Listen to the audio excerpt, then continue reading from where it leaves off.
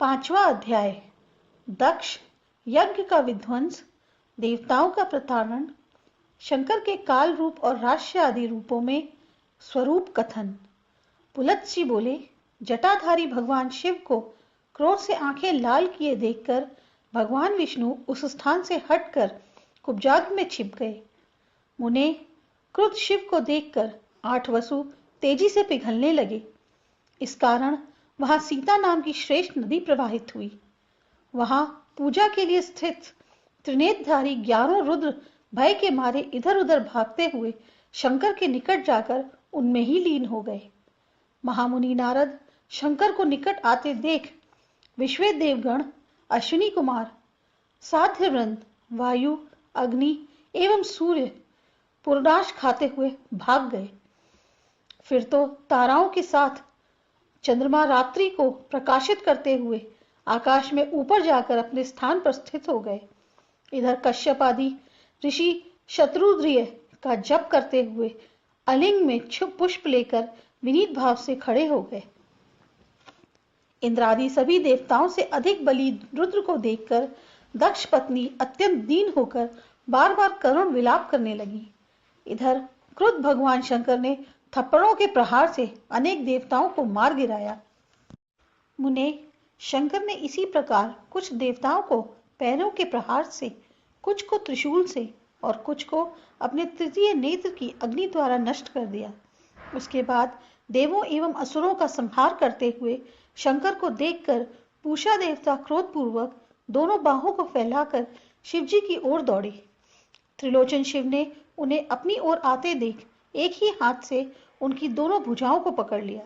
शिव द्वारा सूर्य के पकड़ी गई दोनों भुजाएं की अंगुलियों से चारों ओर रक्त की धारा प्रवाहित होने लगी। फिर भगवान शिव दिवाकर सूर्य देव को अत्यंत वेग से ऐसे घुमाने लगे जैसे सिंह हिरण शावक को घुमाता है। नारद जी, अत्यंत वेग से घुमाए गए सूर्य की भुजाओं के स्नायुवन टूट गए और वे बहुत छोटी नष्ट प्राय हो गईं। सूर्य के सभी अंगों को रक्त से लथपथ देखकर उन्हें छोड़कर शंकर जी दूसरी ओर चले गए। उसी समय हंसते एवं दांत दिखलाते हुए पूषा देवता कहने लगे, ओ कपालिन, आओ इधर आओ। इस पर क्रुद्ध रुद्र ने वेग पूर्वक मुक्के से मारकर पूषा के दांतों को धरती पर गिरा दिया। इस प्रकार दांत टूटने एवं रक्त से लथपथ होकर पूषा देवता वज्र से नष्ट हुए पर्वत के समान बेहोश होकर पृथ्वी पर गिर पड़े। इस प्रकार गिरे हुए पूषा को रुधिर से लथपथ देखकर भग देवता भयंकर नेत्रों से शिवजी को देखने लगे। इससे क्रुद्ध त्रिप्रांतक शिव ने सभी देवताओं को क्षुब्ध करते हुए हथेली से पीटकर भग की दोनों आंखें पृथ्वी पर गिरा दी। फिर क्या था, सभी 10 सूर्य इंद्र को आगे कर मरुदगणों तथा अग्नियों के साथ भय से 10 दिशाओं में भाग गए। मुने, देवताओं के चले जाने पर प्रहलाद आदि दैत्य महेश्वर को प्रणाम कर अंजलि बांधकर खड़े हो गए। इसके बाद शंकर उस यज्ञ मंडप को तथा सभी देवासुरों को दग्ध करने के लिए क्रोधपूर्वक घोर दृष्टि से देखने लगे। इधर दूसरे वीर महादेव को देखकर भय से जहां तहां छिप गए। कुछ लोग प्रणाम करने लगे, कुछ भाग गए और कुछ तो भय से ही सीधे यमपुरी पहुंच गए। फिर भगवान शिव ने अपने तीनों नेत्रों से तीनों अग्नियों को देखा। उनके देखते ही वे अग्नियां क्षण भर में नष्ट हो गईं। उनके नष्ट होने पर यज्ञ की मृगा का शरीर धारण कर आकाश में दक्षिणा के साथ तीव्र गति से भाग गया। काल रूपी वेगवान भगवान शिव धनुष को झुकाकर उस पर पाशुपत बाण संधान कर उस मृग के पीछे दौड़े और आधे रूप से तो यज्ञशाला में स्थित हुए, जिनका नाम जटाधर पड़ा। इधर आधे दूसरे रूप में वे आकाश में स्थित होकर काल कहलाए। नारद जी बोले, आपने आकाश में स्थित शिव को काल रूप कहा है, आप उनके संपूर्ण स्वरूप और लक्षणों की भी व्याख्या कर दें। पुलत्स जी ने कहा, मुनिवर, मैं त्रिपुर को मारने वाले काल रूपी उन शंकर के स्वरूप को बतलाता हूँ। उन्होंने लोक की भलाई की इच्छा से ही आकाश को व्याप्त किया है। संपूर्ण अश्विनी तथा भरणी नक्षत्र एवं कृतिका के एक चरण से युक्त भौम का क्षेत्र में राशि ही काल रूपी महादेव का सिर कही गई है। इस प्रकार कृतिका के 3 चरण संपूर्ण रोहिणी नक्षत्र एवं मृगशिरा के 2 चरण, यह शुक्र की वृष राशि ही उनका मुख्य है। मृगशिरा के शेष 2 चरण, संपूर्ण आद्रा और पुनर्वसु के 3 चरण बुध की स्थिति स्थान मिथुन राशि आकाश में स्थित शिव की दोनों भुजाएं हैं। इसी प्रकार पुनर्वसु का अंतिम चरण संपूर्ण पुण्य और आश्लेषा नक्षत्रों वाला चंद्रमा का क्षेत्र कर्क राशि यज्ञ विनाशक शंकर के दोनों पार्श्व हैं। ब्राह्मण संपूर्ण मघा, संपूर्ण पूर्व फाल्गुनी और उत्तरा फाल्गुनी का प्रथम चरण सूर्य की सिंह राशि शंकर का हृदय कही जाती है। उत्तरा फाल्गुनी के 3 चरण संपूर्ण हस्त नक्षत्र एवं चित्रा के 2 पहले चरण बुध की द्वितीय राशि कन्या राशि शंकर का जठर है। चित्रा के शेष 2 चरण स्वाति के 4 चरण एवं विशाखा के 3 चरणों से युक्त शुक्र का दूसरा क्षेत्र तुला राशि महादेव की नाभि है। विशाखा का 1 चरण संपूर्ण अनुराधा और ज्येष्ठा नक्षत्र मंगल का द्वितीय क्षेत्र वृश्चिक राशि काल रूपी महादेव का उपस्थ है। संपूर्ण मूल, पूरा पूर्वाषाढ़ और उत्तराषाढ़ की प्रथम चरण वाली धनु राशि को जो बृहस्पति का क्षेत्र है, महेश्वर के दोनों उरु हैं। उन्हें उत्तराषाढ़ के शेष 3 चरण संपूर्ण श्रवण नक्षत्र और धनिष्ठा के 2 पूर्व चरण की मकर राशि शनि का क्षेत्र और परमेश्वरी महेश्वर के दोनों घुटने हैं। धनिष्ठा के दोनों चरण संपूर्ण शतभिप और पूर्वाभाद पद के 3 चरण वाली कुंभ राशि शनि का द्वितीय ग्रह और शिव की 2 जंघाएं हैं।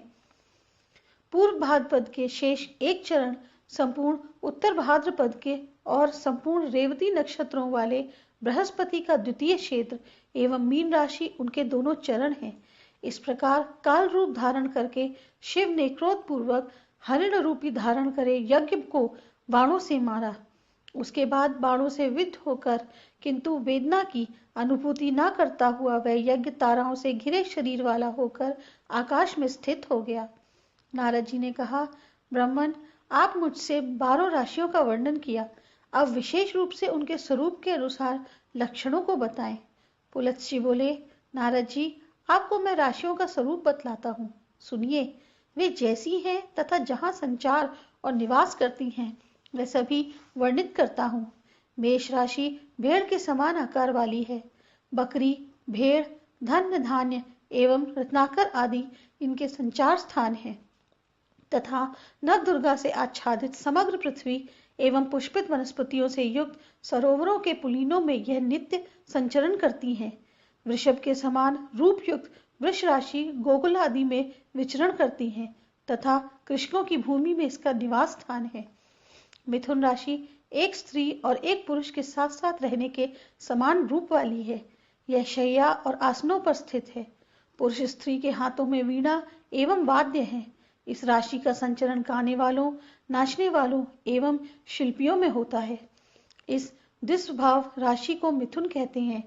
इस राशि का निवास क्रीड़ा स्थल एवं विहार भूमियों में होता है।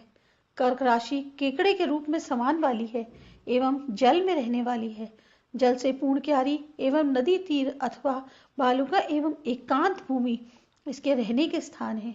सिंह राशि का निवास वन, पर्वत, दुर्गम स्थान, कंदरा, व्याधों के स्थान, गुफा आदि होता है।